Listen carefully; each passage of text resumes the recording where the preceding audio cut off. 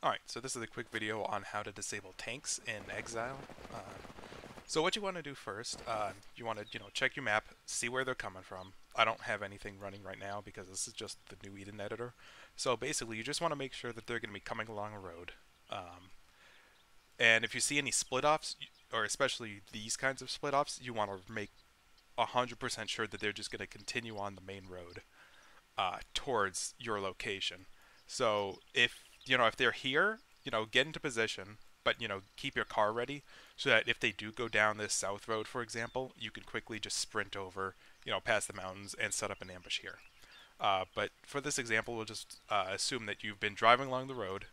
They're coming along this way. You've been driving along, and you find a spot, or you're looking for a spot. So the way that I do it, I look for guardrails, obstacles like this car. Sometimes there's rocks literally along the road right here, and that's just perfect. So what you want to do,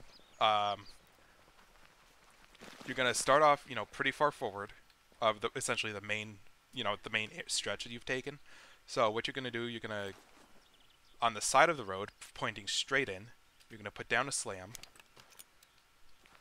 Then about the middle of the road, because that's where the tank drives, you're gonna put down one explosive and one satchel charge.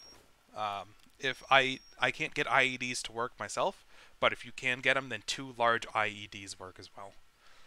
So then that one's done. Be sure not to touch them off because I've done that many a time. Then you're going to come down about 2 tank lengths or so, maybe about here, and you're going to set up another one.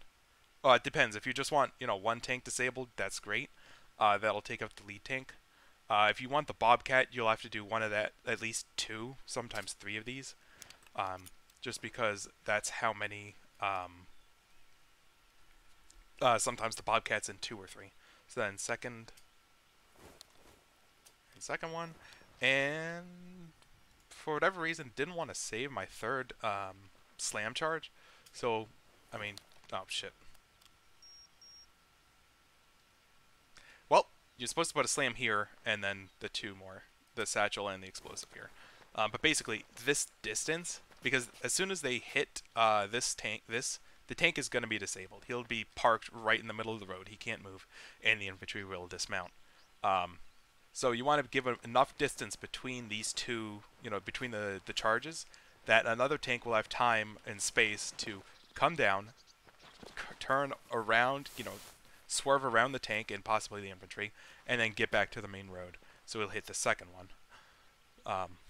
And then you'll just have to, after you park it, just get a nice high spot because the infantry come out with LMGs and they're not terribly happy.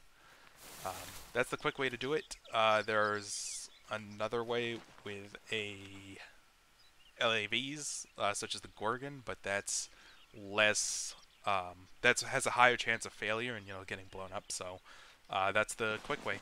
You can always use a plane or a helicopter, but again, I prefer this way just because it's guaranteed not to destroy it, and the helicopter and stuff can also be shot down by Blackfoots that show around. So hope you enjoy it, and good hunting.